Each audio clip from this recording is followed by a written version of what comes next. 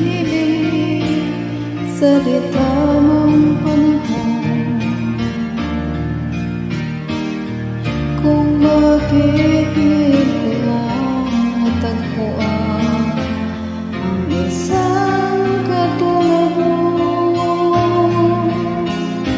Sana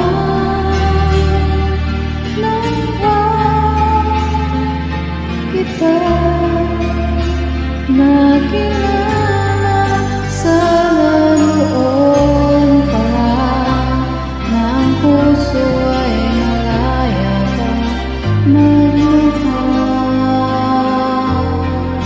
Bukas na lang kita mamahalin,